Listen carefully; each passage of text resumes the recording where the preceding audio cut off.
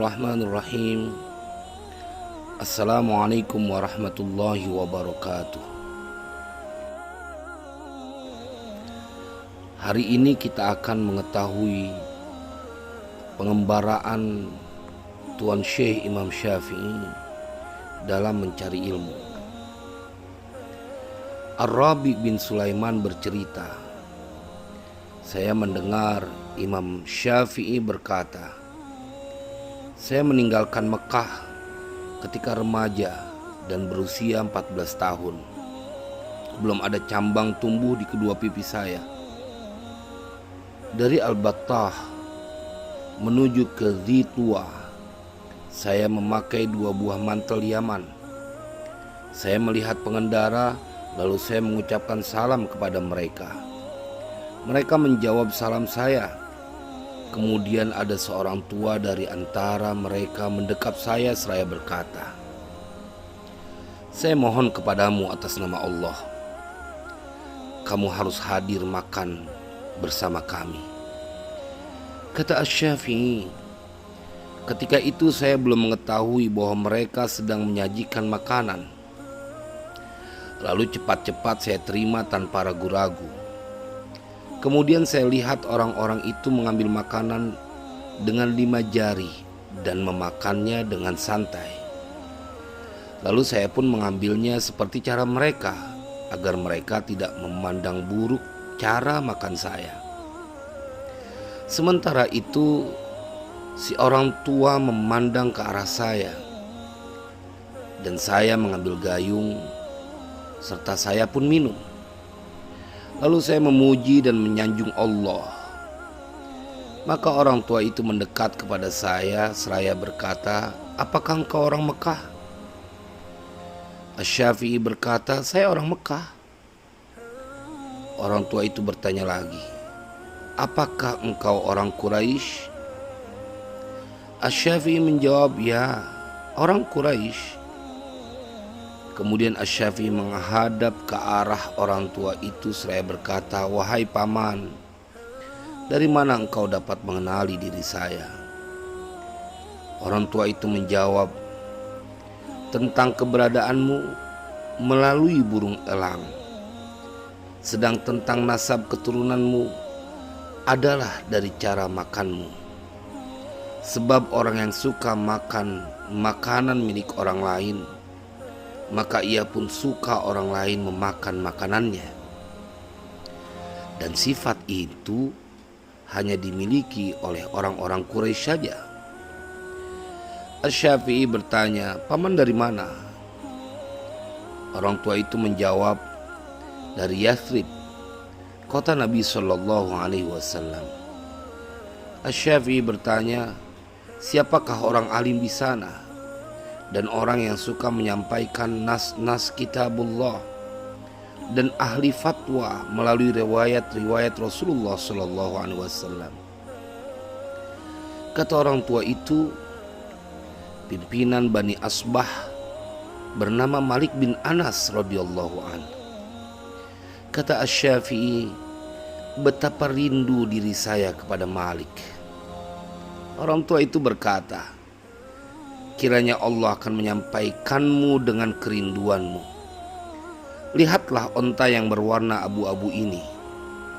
Ini adalah onta terbaik kami di dalam perjalanan. Engkau akan kami dampingi dengan naik dengan baik sampai engkau tiba di tempat Malik. Tidak lama kemudian kendaraan itu beriring-iringan. Mereka pun menaikkan aku ke onta abu-abu itu. Orang-orang sibuk dengan arah perjalanan, sementara Asy-Syafi'i sibuk belajar. Beliau dapat menghatamkan Al-Quran sejak dari Mekah ke Madinah sebanyak 16 kali hatam. Maha suci Allah. Malam hari 1 kali hatam, siang harinya 1 kali hatam. Beliau masuk ke Madinah pada hari ke-8 sesudah sholat asar. Beliau melakukan sholat di Masjid Rasulullah SAW. Mendekat ke arah kubur, dan mengucapkan salam kepada Nabi Shallallahu Alaihi Wasallam. Lalu Malik bin Anas terlihat mengenakan kain sarung dan kain berwarna yang diselendangkan pada bahu yang satu ke sisi satunya. Malik berkata, "Diriwayatkan kepadaku oleh Nafi dari Ibnu Umar, dari pemilik kubur ini, seraya beliau menepukkan tangan ke makam Rasulullah Shallallahu Alaihi Wasallam. Ketika Asy-Syafi'i melihat hal itu, beliau merasa teramat kagum kepada Malik dan segera duduk setiba di majelis itu. Kemudian ia mengambil sebuah ranting kayu yang ada di tanah, maka mulailah setiap kali Malik mendiktekan sebuah hadis, Asy-Syafi'i menuliskannya dengan air ludahnya pada kedua tangannya. Ketika itu Imam Malik radhiyallahu anhu memandang ke arahnya tanpa sepengetahuannya hingga selesailah majelis itu.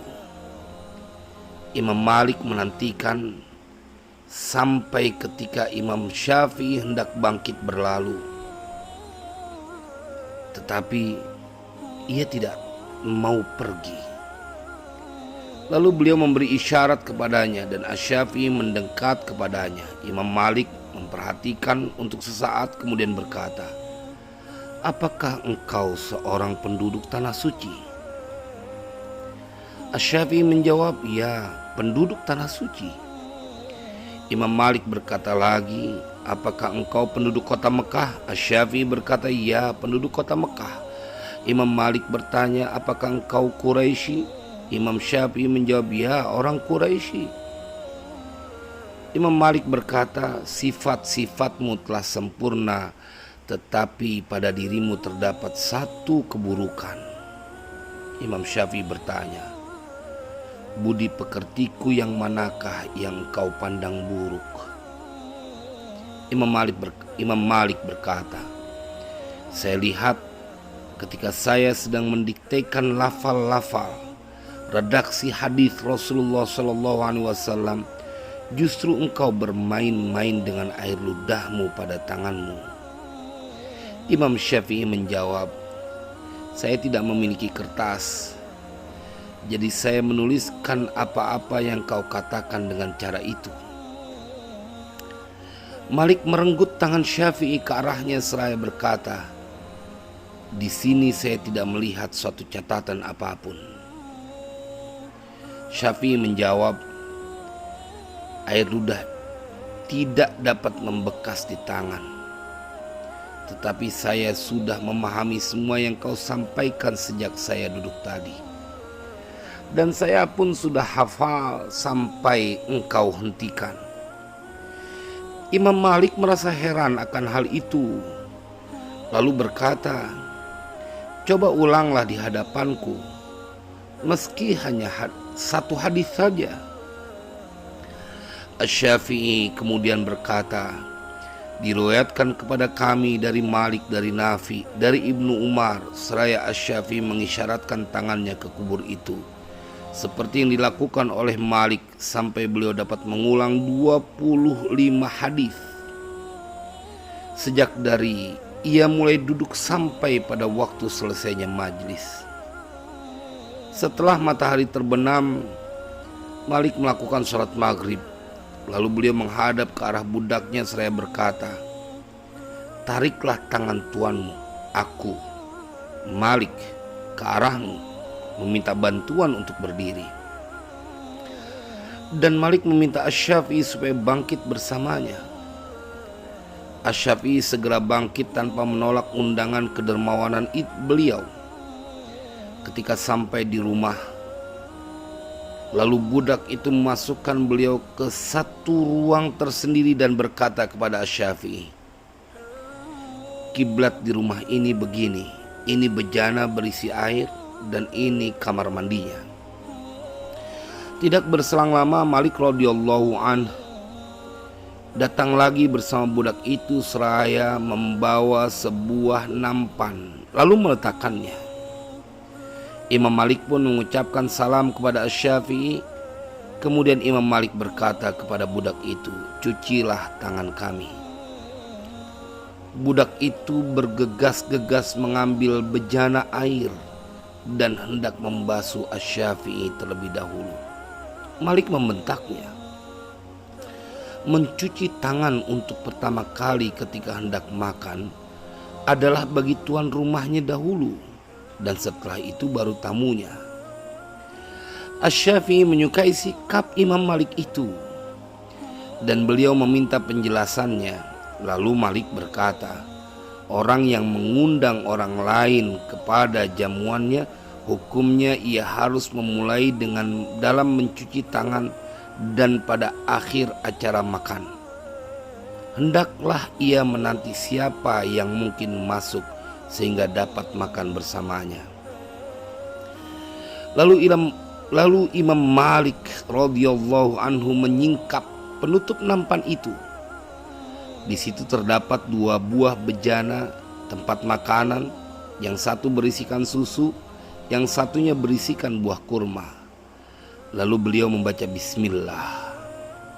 Demikian juga Imam Syafi'i. Kemudian keduanya menikmati seluruh jenis makanan.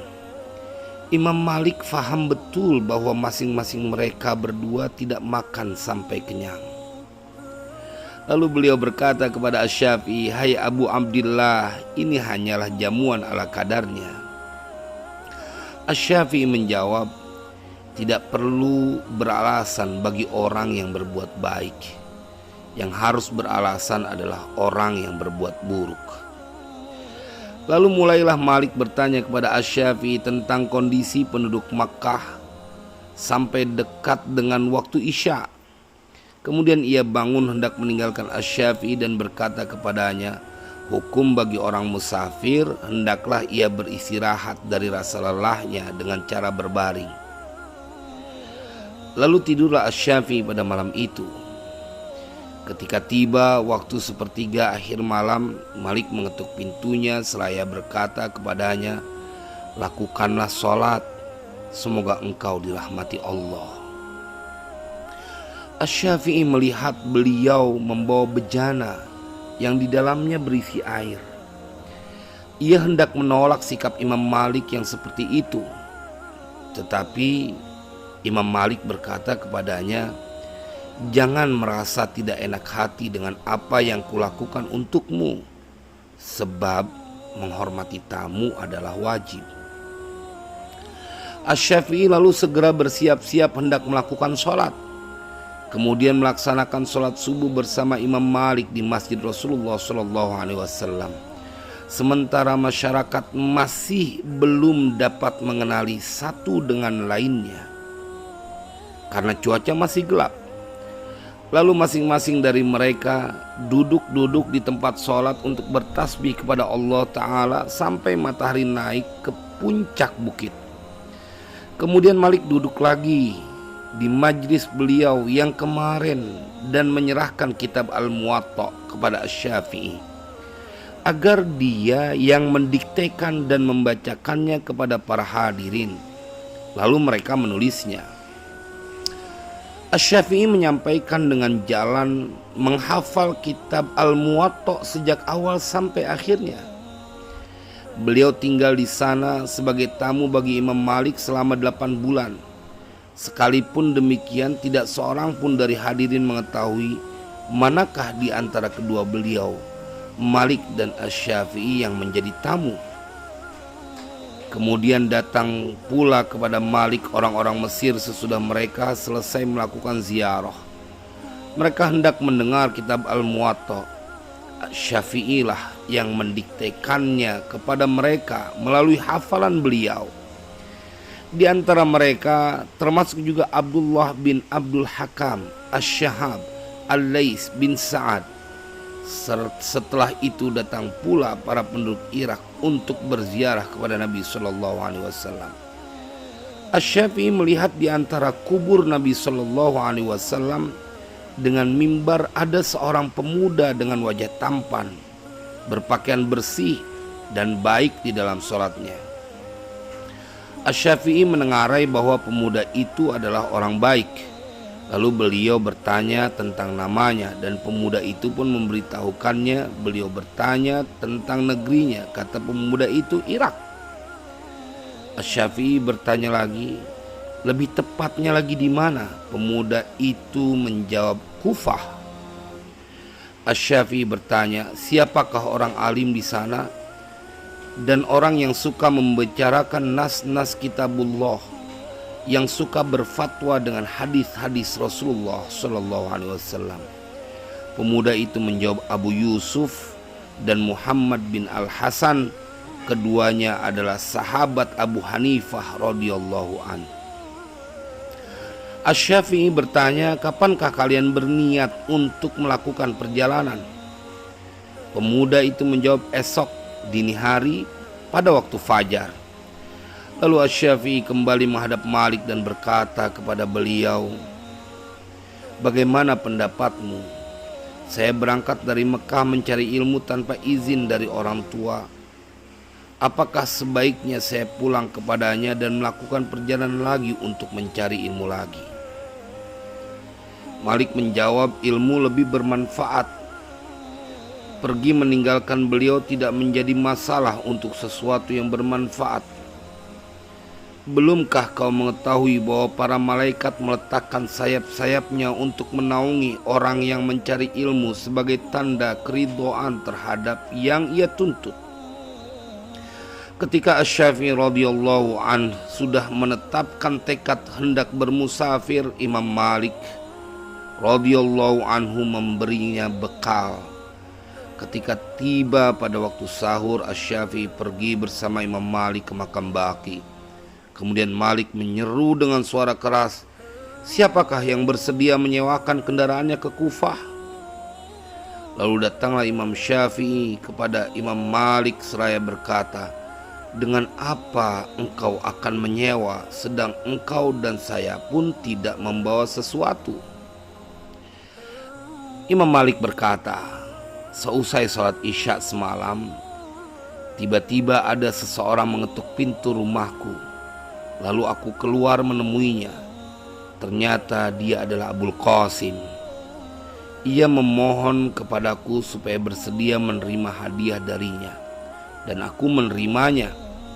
Kemudian ia menyerahkan kepadaku sebuah pundi-pundi yang di dalamnya terdapat 100 dinar. Akan aku berikan kepadamu setengahnya, dan setengahnya lagi akan saya berikan kepada keluargaku. Kemudian beliau menyewanya dengan ongkos sebesar 400 dinar. Kemudian beliau menyewanya dengan ongkos sebesar 4 dinar. Lalu menyerahkan kepada Asy-Syafi'i sisanya. Lalu mengucapkan salam perpisahan dan berlalu.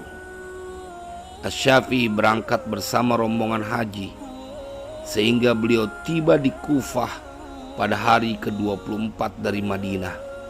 Ia masuk ke dalam masjid seusai sholat asar dan melaksanakan sholat. Ketika beliau sedang dalam kondisi seperti itu, tiba-tiba beliau melihat ada seorang pemuda masuk ke dalam masjid dan melakukan sholat asar. Namun pemuda itu melakukan sholat tidak sebagaimana seharusnya. Lalu Asy-Syafi'i berdiri mendekatinya seraya berkata kepadanya, Asy-Syafi'i, perbaikilah sholatmu agar Allah tidak menyiksa wajah yang tampan itu dengan api neraka.